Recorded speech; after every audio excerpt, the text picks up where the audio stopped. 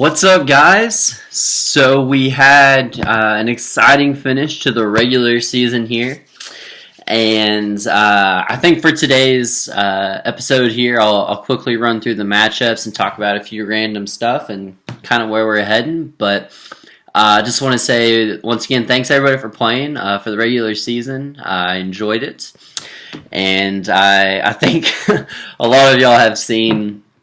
Karis and I were talking yesterday. She was like, "What are you doing?" I was like, "Oh, I'm setting up waiver moves and stuff for going through today for fantasy football." And so we're talking, and she is actually rooting against me. My own wife wants me to fail because she thinks that other people should win. And when she was making some comments about it, I was like, "Well, that's what a loser says." And then she got mad at that. So now she really wants me to lose. Probably shouldn't have said that, but marriage, life. So let's take a look. So the final seat. So let's go through some of the matchups, and then I'll kind of get in seeding and how all that works. And just because first up, Corey. Sorry, had to put the hurt on you again at the very end of the matchups there. I was thinking Corey was going to win pretty handily, and then the Ravens defense had -6 points. And your kicker didn't have any points. And Kenny Stills didn't really do anything in that matchup. And Le'Veon Bell came out of freaking nowhere with 35 points, which is a lot of points. So that's kind of what put me over the top there. So that extended. I started out the season 2-3 and went on a 9-game win streak. So let this be encouragement that if you start off even 0-4, 0-5 in a season, you can still make the playoffs because you can get on this big win streak. With that, moving on to Martindale beating NACOC. So now it's funny because mine and Chris's records are the same, and NACOC and Corey's records are the same. But Chris has a lot more points scored than I do. So for Chris, who did it for you? Antonio Brown has been a beast. His number one receiver, which we kind of expected. Last 4 weeks for Antonio Brown, our scoring format, 37, 35, 20, 26. That is absolutely insane, the amount of points he's scoring right now. With that, LaShawn McCoy did well in the Snow Bowl as well, so that helps. And this intrigues me. So on NACOC's roster, D.D. Westbrook, I've been hearing a lot about him. He didn't play until later on in the season. In the last 3 weeks, 7, 10, 16 points. Might actually be a decent receiver in there, so that's kind of interesting. With that, the next matchup let's look at Tevitt and Trevin. And this is actually a fun matchup. I was rooting for Trevin at the end because I have Travis's pick.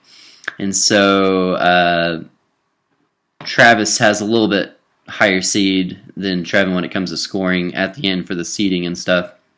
But holy crap, Tevitt, your bench had 93 points. That's a lot of points. You had Riddick and Cup on your bench. Oh, those could have helped. The Kamara injury really kind of sucked. He started out, man, if he just... Oh, you won, though, so it works out. So the Kamara injury kind of sucked there, but Gurley, Prescott had a big day. Landry had the 2 touchdowns, and that's what won it for you, even though the Steelers' defense had -3 points. And the Bengals' defense had -4 points for Trevin. So, Trevin, if you didn't play a defense, you would have won. In that, Kenyon Drake had the big day, though. And Russell Wilson just put up in the 4th quarter, finally I'm going to play quarterback now. And scored a bunch of points. So Tevitt wins that matchup.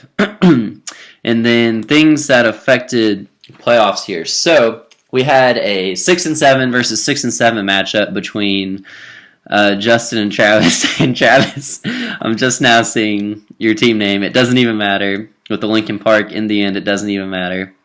That's hilarious. I love that so much. Especially an ode to Justin and his Lincoln Park love in there. So Travis took out the W.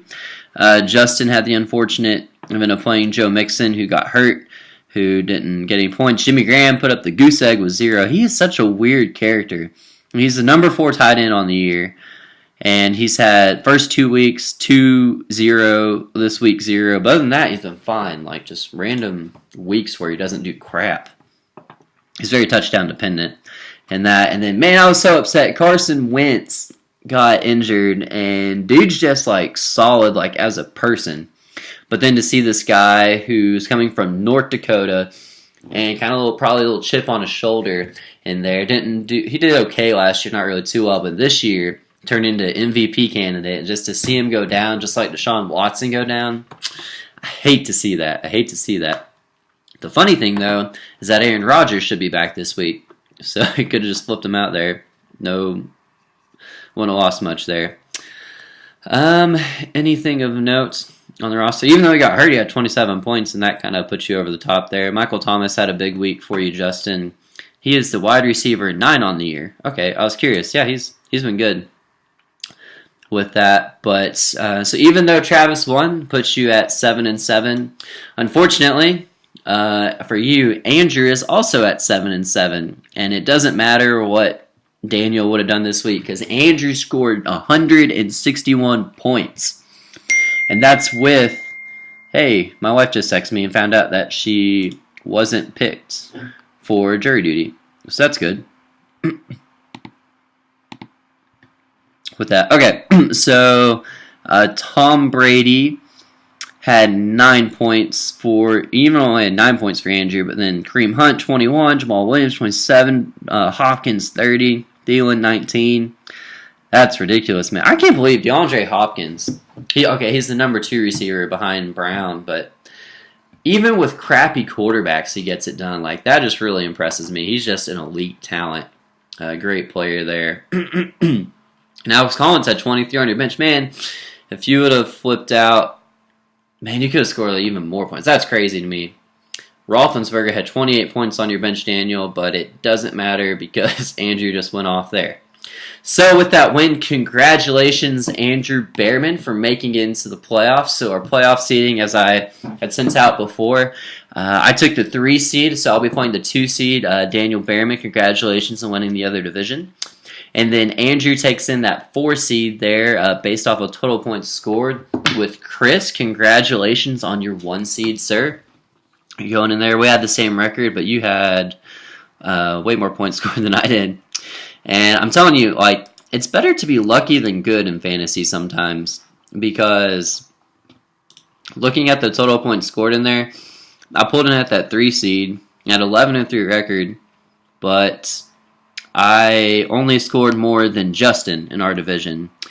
And Tevitt, man, you just had the worst luck. I'm sorry. With 1,700 points scored, but can't make the playoffs. Sorry, bro. That's just the way it is sometimes. So I wanted to, over the video chat, talk about on here just the final way. So I can't control, as I mentioned in a group message, I can't control the other, so it seeds 5 through 10 not playing, but what I can do is I can edit the results of the matchup to say who wins that round. So what I can do, because what we had talked about in the previous offseason was closing it off right now, only seeds 1 through 4 are playing, and the reason why we do this is because if you're not invested in it, say you're just kind of tired of it, whatever, you don't have a chance to win. So there's really no point in you playing and then not really trying to win and then getting a better draft pick because of it. Like I'm trying to eliminate that. So the seed that you have now is what the inverse order of the draft will be. For instance, Naycock has the 10 seed, so he will get the first pick in the draft. Travis has the 5th seed, so his first pick will be the 6th pick. Yeah, 6th pick in the draft. With that, which comes to me. Thanks, Travis. So, but then the rest of your draft order will follow along with that. So, that's the way it'll work. I will change the matchups after they happen, but Naycock was texting me about this. I will encourage you to also still make roster moves during this time. If there's a sleeper out there who you think might have a chance of being something next year, maybe you could potentially consider him for one of your 4 keepers, go ahead and pick him up. Stash him on your roster. And that way when the offseason rolls around, he's already on your roster in there. And after the final matchup in the championship weekend, I'm going to lock the rosters. So that way nobody can make any roster moves. You can do trades. Like I can put a trade through. That's fine. But I just don't want people dropping people and whatnot during the offseason when some news breaks. And like, oh, I'm going to take advantage of this. Like, no, rosters are going to be locked then. So just to let you know that. Other than that, I think that concludes kind of what I wanted to say here.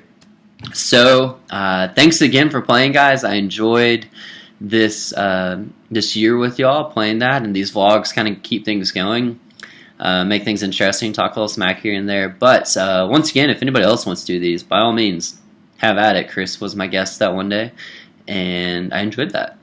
So yeah, other than that, hope y'all enjoy the rest of your week, and good luck to Andrew and Chris and Daniel. Let's make some good stuff happen here. Have some fun matchups. See you guys.